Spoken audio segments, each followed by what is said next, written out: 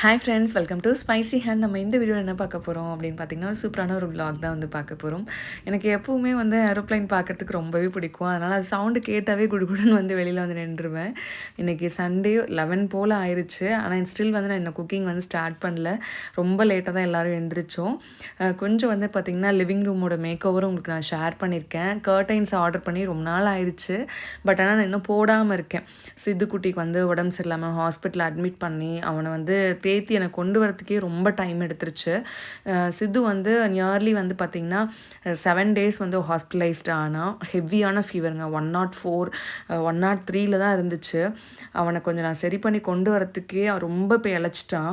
எனக்கு தேத்தி கொண்டு வரத்துக்கான டைம் தான் வந்து எனக்கு இவ்வளோ டைம் ஆச்சு. நிறைய பேர் என் வீடியோ போடல அப்படின்னு கூட கேட்டிருந்தீங்கல்ல, இதுதான் ரீசன். இந்த கர்டைன் வந்து நான் ஃப்ளிப்கார்ட்டில் ஆர்டர் பண்ணேன். ஆக்சுவலாக மிந்த்ராவில் ஆர்டர் பண்ணது வந்து கொஞ்சம் பெருசாக போயிடுச்சு. அப்புறம் என்னோடய பட்ஜெட்க்கு வந்துட்டு நான் ரொம்ப செலவு பண்ணக்கூடாது அப்படின்னு நினச்சேன். என்னோடய பட்ஜெட்க்கு ரொம்ப கரெக்டாக ஆப்டாக எனக்கு இது இருந்தது. எனக்கு போட்டு பார்க்கும்பொழுதுமே எனக்கு அவ்வளோ பிடிச்சிருந்தது. இந்த குஷன் கவர்ஸ்லாம் நான் நேற்றே சேஞ்ச் பண்ணிட்டேன். அந்த கிளிப் தான் இப்போ நீங்கள் பார்த்துட்ருக்கீங்க.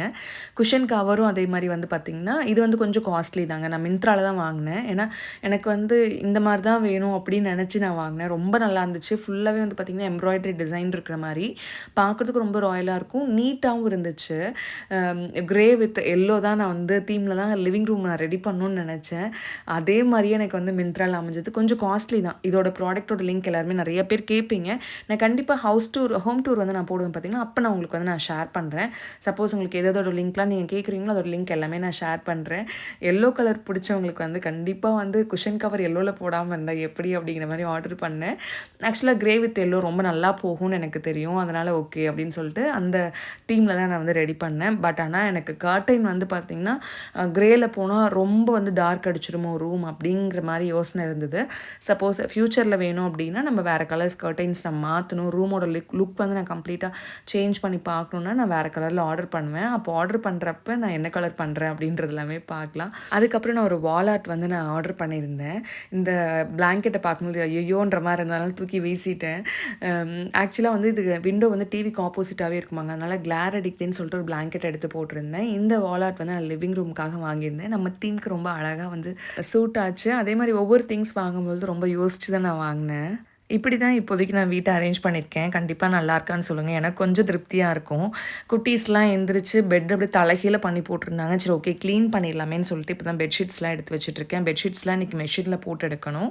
டாய்ஸ்லேருந்து எல்லாமே பெட்டு மேலே இருக்குங்க. இன்றைக்கி பெட்டு வந்து நான் க்ளீன் பண்ணுறதுக்கு வந்து பார்த்திங்கன்னா அகரோட பெட் வேக்யூம் கிளீனர் தான் நான் யூஸ் பண்ண போகிறேன். நம்ம வேக்யூம் பண்ணும்போது ஈஸியாக மூவ் ஆகிறதுக்காக வந்து பார்த்திங்கன்னா வீல்ஸ்மே கொடுத்துருக்காங்க. அதுக்கப்புறம் வந்து பார்த்திங்கன்னா இது வந்து பவர் ஸ்விட்ச். அடுத்து வந்து டஸ்ட் கேப் வந்து ரிலீஸ் பண்ணுறதுக்காக அந்த ஸ்விட்ச் வந்து நம்ம யூஸ் பண்ணுவோம். இன்னொரு நல்ல விஷயம் என்னன்னு பார்த்தீங்கன்னா அந்த கேபிள் வந்து நல்ல லென்த்தியாக வந்து கொடுத்துருக்காங்க. வித் வெல்க்ரோவோட கொடுத்துருக்காங்க. நம்ம யூஸ் பண்ணி முடிச்சுட்டு அழகாக நம்ம ரோல் பண்ணி வச்சுக்கலாம். எனக்கு வந்து இந்த வேக்யூம் கிளீனர் ரொம்ப காம்பேக்டாக இருக்குது. யூஸ் பண்ணுறதுக்கும் நல்லா இருக்குது.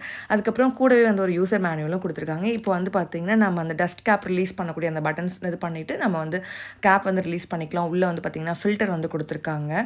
நம்ம வந்து டஸ்ட் பண்ணும்பொழுது சேரக்கூடிய அந்த டஸ்ட் எல்லாமே வந்து பார்த்திங்கன்னா இங்கே தான் கலெக்ட் ஆகும். நம்ம வந்து க்ளீன் பண்ணிக்க முடியும். எனக்கு இந்த பெட் வேக்யூம் கிளீனர் ரொம்ப பிடிச்ச ஒரு விஷயம் என்ன அப்படின்னு பார்த்தீங்கன்னா யூஸ் பண்ணுறதுக்கு ரொம்ப ஈஸியாக இருக்குது. அதே மாதிரி ஹேண்டில் பண்ணுறதுக்கும் ரொம்ப லைட் வெயிட்டாக இருக்குது. நமக்கு வந்து ஒரு அயன் பாக்ஸ் எந்த அளவுக்கு வெயிட் இருக்குமோ அதே அளவு தாங்க வெயிட் இருக்குது. அதனால் ஈஸியாக வந்து நம்ம ஹேண்டில் பண்ணிக்க முடியும். இது வந்து வைப்ரேஷன் ஸ்விட்ச். நான் ஒவ்வொன்றுமே உங்களுக்கு யூஸ் பண்ணும்போது எப்படி இருக்குது அப்படின்றது சொல்கிறேன். இந்த வேக்யூம் கிளீனர் வந்து வித் யூவியோடவே வருது. குழந்தைங்க வந்து பார்த்திங்கன்னா ஸ்நாக்ஸ்லாம் சாப்பிட்டு அப்படியே பெட்டு மேலே சிந்தி வச்சுட்டாங்க. இது அப்படியே நான் கீழே தள்ளி விட்டேன் அப்படின்னு பார்த்தீங்கன்னா அது வந்து காட் கடியில் அப்படி இல்லைனா வார்ட்ரோப் கடியில் போயிடுச்சு அப்படின்னா க்ளீன் பண்ணுறதுக்கு ரொம்ப கஷ்டமாயிடும். அப்புறம் எறும்பு எதனால் உள்ளே வருதுன்னே தெரிய மாட்டேங்குது. அதனால் எனக்கு இப்போ ரீசெண்ட் டைம்ஸில் வந்து இந்த பெட் வேக்யூம் கிளீனர் ரொம்பவே எனக்கு யூஸ்ஃபுல்லாக இருக்குது. எந்த டஸ்ட்னாலும் நம்ம கீழே தள்ளி விட்டுட்டு கூட்டும் பொழுது பார்த்திங்கன்னா ஒரு சில குப்பைகள் தான் வரும். ஒரு சில வந்து பார்த்திங்கன்னா அப்படியே இடுக்கில் போய் இதாகிடுது. அதனால் அழகாக இதை வச்சு க்ளீன் பண்ணிவிட்டு அப்படியே நம்ம டஸ்ட் கப்பில் வந்து அப்படியே கொண்டு போய் டஸ்ட்பினில் வந்து குப்பையாக போட்டுடலாம்.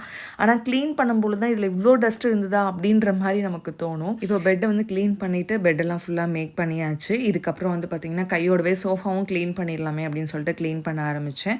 இது இதுக்கெலாம் வந்து ரொம்ப யூஸ்ஃபுல்லாக இருக்கும் இந்த வேக்யூம் கிளீனர் அப்படின்னு பார்த்தீங்கன்னா, ஃபேப்ரிக்ஸில் யூஸ் பண்ணுறதுக்கு ரொம்ப நல்லாயிருக்கும். நான் சொன்ன மாதிரி வந்து பார்த்திங்கன்னா மேட்ரஸில், அப்புறம் சோஃபாஸ், கர்டைன்ஸ், கார்பெட்ஸ் இது எல்லாத்துலேயுமே வந்து நம்ம ஈஸியாக வந்து யூஸ் பண்ணிக்க முடியும். இந்த வேக்யூம் கிளீனர் கூட இன்னொரு அடிஷ்னலான ஃபீச்சர் என்ன அப்படின்னு பார்த்தீங்கன்னா, இதில் வந்து யூவி லேம்ப் கொடுத்துருக்காங்க. இது வந்து இட் கில்ஸ் 99% பாக்டீரியா வந்து அழிச்சிரும். அது கூடவே வந்து பார்த்திங்கன்னா நம்ம மேட்ரஸில் இருக்கக்கூடிய பாக்டீரியாஸ் ரிமூவ் பண்ணுறதுக்கு ரொம்பவே ஹெல்ப்ஃபுல்லாக இருக்கும். எனக்கு வந்து கார்பெட், ஃப்ளோர் மேட்ஸ் இது எல்லாத்துலேயுமே நான் யூஸ் பண்ணி பார்த்தேன். நான் வந்து கம்ப்ளீட்லி சாட்டிஸ்ஃபைடு. இந்த ப்ராடக்ட் வேணும் அப்படின்னா நான் டிஸ்கிரிப்ஷன் லிங்க் கொடுத்துருக்கேன், கண்டிப்பாக செக் பண்ணி பாருங்கள். இந்த வேக்யூம் கிளீனரில் எனக்கு ரொம்ப பிடிச்ச விஷயம் என்ன அப்படின்னு பார்த்தீங்கன்னா, சக்ஷன் பவர் வந்து ரொம்பவே நல்லாயிருக்கு. ரொம்ப மைன்யூட்டாக இருக்கக்கூடிய டஸ்ட்டையுமே வந்து அழகாக கலெக்ட் பண்ணிட்டு வந்துடுது. நான் வந்து க்ளீன் பண்ணுற வரைக்கும் இதில் வந்து இவ்வளோ டஸ்ட் இருக்குன்னு நான் நினைக்கவே இல்லைங்க. ஏன்னா நான் அடிக்கடி டஸ்டிங் பண்ணிகிட்டே இருப்பேன். ஆனால் எவ்வளோ டஸ்ட் இதில் வந்து கலெக்ட் ஆகிருக்குன்னு பாருங்களேன். ரொம்ப மைன்யூட்டாக இருக்கக்கூடிய டஸ்ட்டுமே வந்து பார்த்திங்கன்னா அழகாக வந்து கலெக்ட் ஆகிடுது. இதை வந்து நம்ம டிஸ்கார்ட் பண்ணிவிட்டு ஃபில்ட்ரு வந்து க்ளீன் பண்ணுறது ரொம்ப ஈஸிங்க. ஜஸ்ட்டு இந்த மாதிரி ஒரு ட்ரையான ஒரு ப்ரஷ் வச்சு நம்ம க்ளீன் பண்ணிவிட்டு அதுக்கப்புறம் அப்படியே நெக்ஸ்ட் யூஸ்க்கு வந்து எடுத்து வைக்க வேண்டியது தான். மொத்தத்தில் க்ளீனிங்கை வந்து முடிச்சாச்சு. இதெல்லாம் பண்ணி முடிக்கும்போது தான் நான் 11 ஆயிடுச்சு. அதுக்கப்புறம் குழந்தைங்களும் பசிக்குதுன்னு சொல்ல ஆரம்பிச்சிட்டாங்க. நேற்று வந்து பார்த்திங்கன்னா நான் மில்க் பாஸ்கெட்டில் வந்து இந்த பூ வந்து ஆர்டர் பண்ணியிருந்தேன், தேங்காய் பூ. என்னது மில்க் பாஸ்கெட்டான்னு யோசிக்கிறீங்களா? எஸ்ங்க, பிக் பாஸ்கெட் மாதிரி மில்க் பாஸ்கெட்னு ஒன்று இருக்குது. ப்ரைஸ் வந்து நிறைய பொருட்கள் வந்து ரொம்ப அஃபோர்டபுளாக இருக்கும். அதனால் மோஸ்ட்லி நான் வந்து மில்க் பாஸ்கெட் வந்து ப்ரிஃபர் பண்ணுவேன். அதில் தான் நான் ஆர்டர் பண்ணியிருந்தேன். காலையில் அவர் தான் வந்து வெட்டி கொடுத்துட்டு இருந்தாங்க. ரொம்ப ஹெல்த்தியும் கூட. எப்படியும் வந்து 2 நாளைக்கு ஒரு முறையாச்சும் நான் ஆர்டர் பண்ணிடுவேன். 2 பேரும் போட்டி போட்டுட்டு சாப்பிடுவாங்க. சரி, இவங்க சாப்பிட்டு முடிக்கிற அந்த டைமுக்குள்ளே வந்து நம்ம சமைச்சும் முடிக்கணும். இன்றைக்கி வந்து 2 பேரும் பாஸ்தா தான் கேட்டாங்க. சரி, சித்து வந்து இப்போ தான் ஹாஸ்பிட்டல்லேருந்து வந்திருக்கான் அப்படிங்கிறனால நம்ம வந்து கடையில் வாங்கின சாஸ் வந்து ஆட் பண்ண வேண்டாமே அப்படின்னு சொல்லிட்டு அது கூட தக்காளி, கொஞ்சம் காஷ்மீரி சில்லி, அது கூட கார்லிக்லாம் போட்டு வேக வச்சிட்ருக்கேன். சைட் பை சைடு வந்து எங்களுக்காக வந்து உப்புமா பண்ணுறதுக்காக வெங்காயம்லாம் வந்து கட் பண்ணிகிட்ருக்கேன். இப்போ வந்து தக்காளி எல்லாம் வெந்து வந்துருச்சு. அது இன்னொரு பாத்திரத்துக்கு மாற்றிட்டு இதே கடாயில் வந்து பார்த்திங்கன்னா பாஸ்தாவும் வேக வச்சிடலாம் அப்படின்னு சொல்லிட்டு எடுத்து வச்சிட்ருக்கேன். அந்த டைம்லக்குள்ளே ஆறட்டும் இது நல்லா. இப்போ அதிலே வந்து பார்த்திங்கன்னா நான் கொஞ்சமாக தண்ணி வச்சுருக்கேன். நம்ம வச்சுருக்க தண்ணி வந்து நல்லா கொதி வந்ததுக்கப்புறம் வந்து பார்த்திங்கன்னா பாஸ்தா வந்து ஆட் பண்ணிக்கலாம். நான் இன்றைக்கி வந்து பெண்ணை பாஸ்தா தான் எடுத்திருக்கேன். வந்து நான் வேண்டாம் அப்படின்னு சொன்னாலுமே ரொம்ப அழுது கேட்டாங்க. சரி, கொஞ்சமாக பண்ணி கொடுத்துடலாமேன்னு சொல்லிட்டு பண்ணிகிட்ருக்கேன். இப்போ சாஸ் வந்து ரெடி பண்ணிக்கலாம். அதுக்கு வந்து 4 தக்காளி, வேக வச்ச தக்காளி, அது கூட காஷ்மீரி சில்லி, அது கூட வந்து ஒரு 5-6 பல் பூண்டு. உங்கள்கிட்ட காஷ்மீரி சில்லி இல்லைன்னா நீங்கள் ஜஸ்ட் அவாய்ட் பண்ணிடுங்க, தேவையில்லை. இப்போ வந்து பார்த்திங்கன்னா அதே கடாயில் வந்து கொஞ்சம் நிறையா பட்டர், அது கூட அரைச்சி வச்ச தக்காளி அந்த சாஸ்மே ஆட் பண்ணிக்கலாம். நீங்கள் ஒரு மெஸ் வச்சு ஃபில்ட்ரு பண்ணிட்டீங்கன்னா அப்படியே எக்ஸாக்ட் சாஸ் மாதிரி வரும். நான் நல்லா அரைச்சிட்டேன் அப்படிங்கிறதுனால நான் அப்படியே ஆட் பண்ணிக்கிட்டேன். அது கூட உப்பு, கொஞ்சம் சக்கரை ஆட் பண்ணி நல்லா லோ ஃப்ளேமில் வச்சு கொதி வரட்டும். இந்த டைமில் வந்து நான் ரவை உப்புமாக்காக வந்து நான் செய்ய ஆரம்பித்தேன். கொஞ்சமாக நெய், அது கூட ரவையும் சேர்த்து அதை லோ ஃப்ளேமில் அந்த கலர் சேஞ்ச் ஆகாத மாதிரி வறுத்துக்கோங்க. இது வந்து நல்லா வந்து நமக்கு அந்த பொல பொலன்னு வரத்துக்கு ஹெல்ப்ஃபுல்லாக இருக்கும். இது நல்லா வறுபட்டதுக்கப்புறம் அதை இன்னொரு தட்டுக்கு வந்து மாற்றிட்டு அதே கடாயில் கொஞ்சமாக எண்ணெய், ஒரு 1/2 டீஸ்பூன் நெய், அது கூட வந்து பார்த்திங்கன்னா கடலைப்பருப்பு, உளுத்தம்பருப்பு, கொஞ்சமாக கடுகு இதெல்லாம் சேர்த்துக்கோங்க. நல்லா பொரிஞ்சு வந்ததும் பச்சை மிளகாய், நறுக்கி வச்சுருக்க வெங்காயமும் சேர்த்து நல்லா வதக்கிடுங்க. உப்புமாவுக்கு வந்து நான் எனக்கு எதுவுமே பண்ணல, சைட் டிஷ்லாம். கார்த்திக் வந்து எதுவுமே பிரச்சனை இல்லை, எதுவுமே வந்து இதுதான் வேணும் அப்படின்லாம் எதிர்பார்க்க மாட்டாங்க. அப்படிங்கிறனால நான் அப்படியே வந்துட்டு 2 பேர்த்துக்குமே அப்படியே சாப்பிடவும் பிடிக்குங்க. அதனால் வந்து அப்படியே வெங்காயம்லாம் வதக்கிட்டு அது கூட வந்து நான் தண்ணி ஆட் பண்ணிக்கிறேன். 1 கப் ரவைக்கு வந்து பார்த்திங்கன்னா நீங்கள் 2.25 கப் அளவுக்கு தண்ணி சேர்த்துக்கலாம். இல்லை எனக்கு கொஞ்சம் உதிராக வரணும்னா 2.5 கப் சேர்த்துக்கோங்க. எனக்கு கொஞ்சம் கொலன்னு வரணும் அப்படின்னு எதிர்பார்த்து அதனால் 2.25 கப் நான் ஆட் பண்ணிக்கிட்டேன். பாஸ்தா ரெடி பண்ணிட்டு இருக்கும்போது நம்ம சிதுக்குட்டி சமையல் கட்டுக்குள்ளே வந்துட்டாரு.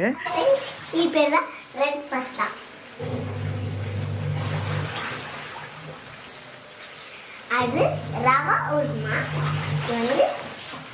அது வந்து ரவா தோசை, இது ரவா உப்புமா. ரவா தோசையா?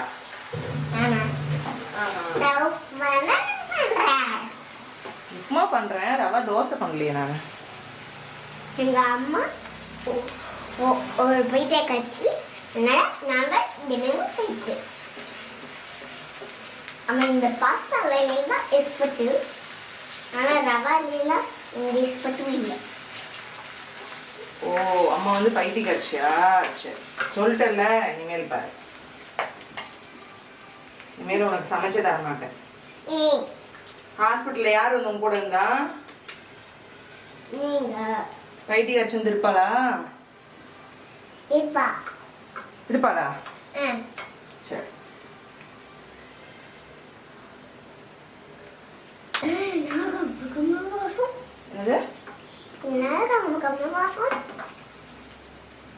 வாயிடி உனக்கு வாயில் ஒன்று நாய் தூக்கிட்டு போயிடும்.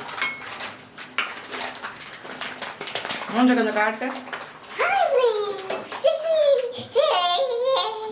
ஹாஸ்பிட்டல் எப்படி அழுத? எப்படி அழுதுன்னு சொல்லு.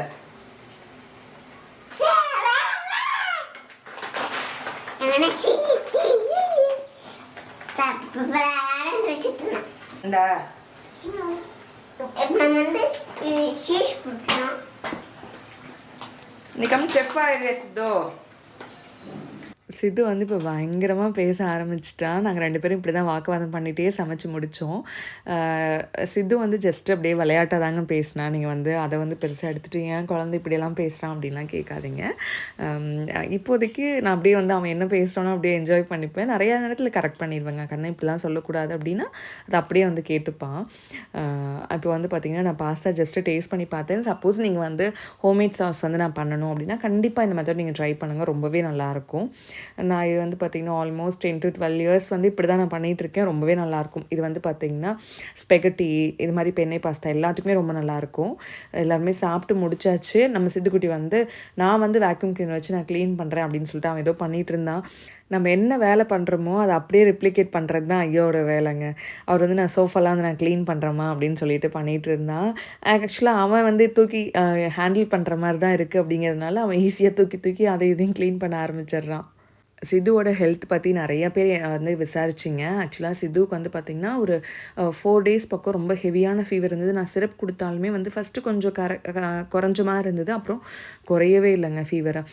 அதுக்கப்புறம் வந்து பார்த்திங்கன்னா என்னோடய ஃப்ரெண்டு ஒருத்தவங்க சொன்னாங்க, நீ வந்து இப்போ லோக்கல்லே பார்த்துட்ருக்கல, நீ வந்து பூந்தமல்லியில் ஒரு ஹாஸ்பிட்டல் இருக்குது அங்கே பாருன்னு சொன்னாங்க. அதுக்கப்புறம் அங்கே கூட்டிகிட்டு போனதுக்கப்புறம் அவங்களும் சிரப் கொடுத்தாங்க. ஃபீவர் குறையல அப்படிங்கும்பொழுது அட்மிட் பண்ணிடுங்க. ஏன்னா ஆன்டிபயோட்டிக் கொடுத்தோம் அப்படின்னா தான் ஃபீவர் குறையும். பிளட்டில் வந்து இன்ஃபெக்ஷன் இருக்குதுன்னு சொல்லிட்டு பிளட் டெஸ்ட் பண்ணிட்டு சொன்னாங்க. அதுக்கப்புறம் நாங்கள் அட்மிட் பண்ணுன்னு சொல்லும்பொழுதே சித்துக்கு வந்து இது வரைக்கும் நான் இன்ஜெக்ஷனே அதிகம் போட்டதில்லை. அவன் வந்து பயங்கர அழுகுங்க, அம்மா வீட்டுக்கு கூட்டிகிட்டு போயிருங்கன்ட்டு. நான் தனியாக இந்த சுச்சுவேஷன் ஹேண்டில் பண்ணுறதுனால எனக்கும் ஒன்றும் புரியல. நானும் அழுக ஆரம்பிச்சிட்டேன். அப்புறம் வீட்டுக்கு கால் பண்ணி அப்பாட்ட தான் சொன்னேன், அப்பா இந்த மாதிரி அம்மாவை அனுப்பிச்சி விடுங்க, என்னால் எனக்கு ரொம்ப கஷ்டமாக இருக்குது அப்படின்னு சொல்ல ஆரம்பிச்சிட்டேன். ஏன்னா அவரும் ஜாப் போகணும், நதினையும் ஸ்கூலுக்கு அனுப்பணும். பெரிய ப்ரெஷருங்க எங்களுக்கு. அப்போது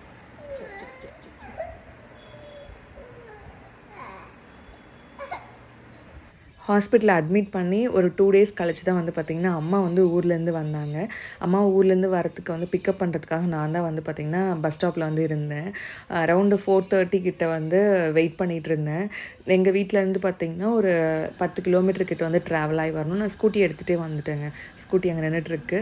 அப்புறம் அம்மாவை கூப்பிட்டுட்டு வீட்டுக்கு வந்தாச்சு. அம்மா வந்த உடனே எனக்கு அவ்வளோ மைண்ட் வந்து பார்த்திங்கன்னா அப்படியே கொஞ்சம் ரிலாக்ஸ்ட் ஆனேன். இப்போ நைட் வந்து கார்த்திக் தான் அங்கே இருக்கார். இப்போ நான் காலையில் சமைச்சு எல்லாம் எடுத்துகிட்டு போயிட்டு அவரை வந்து பார்த்திங்கன்னா அவங்க காலேஜ்க்கெல்லாம் பேக் பண்ணி வச்சுட்டு நான் போய் அவரை அனுப்பிச்சி விடணும். அவர் வந்து காலேஜ் முடிச்சுட்டு நைட் வந்து 9 o'clock என்னையும் அம்மாவையும் விடுவாங்க. அதுக்கப்புறம் நாங்கள் வீட்டுக்கு வந்துட்டு நதினை நெக்ஸ்ட் டே ஸ்கூலுக்கு அனுப்பிச்சிட்டு அப்புறம் வந்து ஃபுட்டெல்லாம் பேக் பண்ணிவிட்டு அவரை வந்து 9 o'clock முன்னாடி கொண்டு போய் நாங்கள் மறுபடியும் எல்லாம் கொண்டு போய் விடணும். எங்களுக்கு அப்படியே ரொம்ப ஹெக்டிக்காக போச்சு இந்த டைமு. 7 days வந்து பார்த்திங்கன்னா லிட்ரலாக வந்து அவரும் ரொம்ப டயர்டானாங்க, எங்களுக்கும் ரொம்ப டயர்டாக இருந்தது. இன்றைக்கி வந்து பார்த்திங்கன்னா நான் வந்து சப்பாத்தியும் அது கூட தக்காளி தொக்கும் தான் பண்ணேன். தக்காளி தொக்கு பண்ணி வச்சிட்டேன்னா நைட்டுக்கு வந்து பார்த்திங்கன்னா கார்த்திக் வந்து தொக்கு எடுத்துகிட்டு தோசை சுட்டு எடுத்துகிட்டு வந்துடுவார் சித்துவுக்கு. ஏன்னா மோஸ்ட்லி வந்து கடையில் வாங்குகிற ஃபுட் வந்து அவாய்ட் பண்ண சொல்லிட்டாங்க. அதனால் தக்காளி, காஷ்மீரி சில்லி, கொஞ்சம் புளி, உப்பு இதெல்லாம் சேர்த்து நல்லா வேக வச்சுட்டு இந்த மாதிரி அரைச்சி தொக்கு மாதிரி பண்ணிட்டேன். இப்போ அம்மா ஊர்லேருந்து என்ன எடுத்துகிட்டு வந்திருக்காங்கன்னு பார்க்கலாம். நிறையா ஸ்நாக்ஸு இதெல்லாமே அப்பா சாப்பிட்றதுக்காக வாங்கி வச்ச ஸ்நாக்ஸ். எஸ்ஆர்எம்மில் ஸ்நாக்ஸ் எப்போவுமே ரொம்ப நல்லாயிருக்கும். அதனால் எனக்கு பிடிச்ச ஸ்நாக்ஸ் எல்லாமே எடுத்துகிட்டு வந்திருந்தாங்க. அதுக்கப்புறம் முக்கியமாக நம்ம சித்துக்காக வந்து இளநீ நிறைய எடுத்துகிட்டு வந்தாங்க. ஏன்னா நிறைய லிக்விட் வந்து கொடுக்கணும். ஏன்னா டெங்கு அப்படிங்கும்பொழுது நமக்கு நிறைய லிக்விட்ஸ் தானே கொடுக்கணும். அப்படிங்கிறனால எடுத்துகிட்டு வந்தாங்க. நதின் குட்டி வந்து அவன் எனக்கு ஒரு இளநின்னு கேட்டான். சரி குழந்தை ஆசைப்படுதுன்னு சொல்லிட்டு அவனுக்கு ஒரு இளநீ வெட்டி கொடுக்கலான்னு எடுத்துகிட்ருக்கேன்.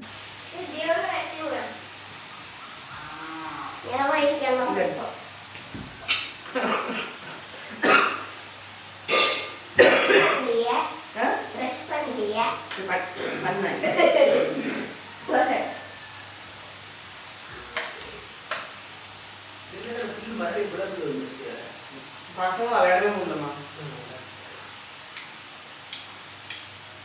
ஏன் தேங்காய் இருக்கிற மாதிரி இல்லையா? மூடி வைக்கணுமா? குக்கர் மேலே மூடி வச்சுக்கணும். தெரியல கண்ணு, அப்பா வந்து ஆக்சுவலாக வந்து நதின்காக தான் இந்த இளநீ வெட்டினேன். ஆனால் இளநீ வெட்டினதுக்கப்புறம் எனக்கு அவ்வளோ ஆசையாக இருந்தது. ஆனால் ஊரில் இளநீ வெட்டி கையில் கொண்டு வந்து கொடுத்தா கூட குடிக்க மாட்டோம். ஆனால் இங்கே அவ்வளோ ஏக்கமாக இருக்குங்க. அப்புறம் அம்மா ஒவ்வொரு திங்ஸாக எடுத்து வைக்க ஆரம்பித்தாங்க. அப்புறம் நாங்கள் ஹாஸ்பிட்டல் கிளம்பி வந்தாச்சு. சித்துவுக்கு வந்து இப்போ வந்து பயங்கர ஹெவியான ஒரு ஃபீவருங்க. 103, 104. இங்கே வந்து ஆன்டிபயோட்டிக் கொடுத்துட்டே இருக்காங்க. பட் ஆனால் ஃபீவர் மட்டும் குறையவே இல்லை. அதுக்கப்புறம் தான் வந்து பார்த்திங்கன்னா டெங்கு பாசிட்டிவ். அதுக்கப்புறம் லிக்விட்ஸ் நிறைய கொடுக்க சொன்னாங்க. அப்புறம் ஐவி லைனில் வந்து குளுக்கோஸ் போயிட்டே இருந்துச்சு.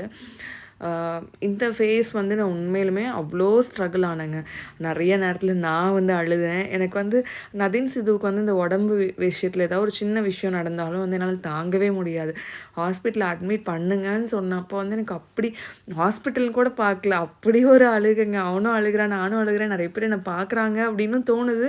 பட் என்னால் அழுகையை கண்ட்ரோல் பண்ணவே முடியல. வீட்டுக்கும் கால் பண்ணி அழுதுனேன். அத்தை மாமாக்கிட்டேயும் வந்து கால் பண்ணி ஒரே அழுகை.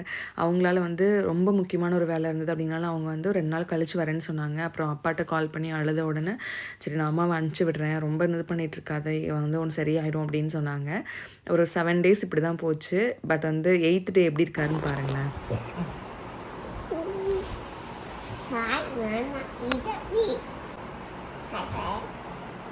இந்த மோட்டர் இன்ட்ரெஸ்ட் எப்படி இருக்கு? எதுடா கேட்டா? என்னடா கேட்டா? ஹாய் ஃப்ரெண்ட்ஸ், இந்த மோட்டர் எப்படி இருக்கு? எந்த மாடர்ன் ட்ரெஸ்ஸா? என்னது? இந்த மோட்டர் கையில் போட்டு ஐவி லைன் எடுத்துட்டாங்களா சாமி? தொடக்கூடாதா? மாடர்ன் ட்ரெஸ் எப்படி இருக்குன்னு கேட்காமே படுத்துக்கிட்டீங்களே. மாடர்ன் ட்ரெஸ் சிது வந்து வீட்டுக்கு கூப்பிட்டுட்டு வந்ததுக்கு அப்புறம் தான் வந்து பார்த்திங்கன்னா எங்களுக்கு அவ்வளோ நிம்மதியாக இருந்தது. இன்றைக்கெலாம் எங்களுக்கு ரொம்பவே ஹாப்பியாக இருந்ததுங்க. ஆனால் 7 நாள் அப்படிங்கிறது அப்படி போச்சு. ஹாஸ்பிட்டல் வீடு பகலது நைட்டுது அப்படின்றது கூட தெரியாத மாதிரி இருந்தது. அப்புறம் வீட்டுக்கு வந்து அடுத்த நாளே வந்து அம்மா வந்து நாங்கள் கிளம்பணும் அப்படின்னாங்க. மாமாவும் வந்து நேற்றே வந்துட்டாங்க. மாமாவும் அம்மாவும் ஒன்றா கிளம்புறாங்க. அண்ணாவும் தங்கச்சி வந்து ஜோடியாக சாப்பிட்டுட்ருக்காங்க. அங்கே அம்மாவோட அண்ணி வந்து சமைச்சிட்ருக்காங்க. மாமியார் வந்து சமைச்சிட்ருக்காங்க. அப்புறம் எல்லோரும் ஊருக்கு கிளம்புனதுக்கப்புறம் ஒரு 2 டேஸ் கழிச்சு வந்து பார்த்திங்கன்னா திடீர்னு எனக்கு ஸ்டொமக் பெயின் அப்படின்னு சொல்லிட்டு அழுக ஆரம்பிச்சிட்டான். எனக்கும் அழுக தான். என் கண் அப்படியே கலங்கி இருந்ததெல்லாம் கண்ணெல்லாம் தொடச்சிட்டு அப்புறம் அவருக்கு கால் பண்ணால் அவர் ஏதோ காலேஜில் ரொம்ப பிஸியாக இருக்கேன்னு சொன்னாங்க. அதுக்கப்புறம் கேப் புக் பண்ணி ஹாஸ்பிட்டல் வந்து போயிட்டுருக்கோம்.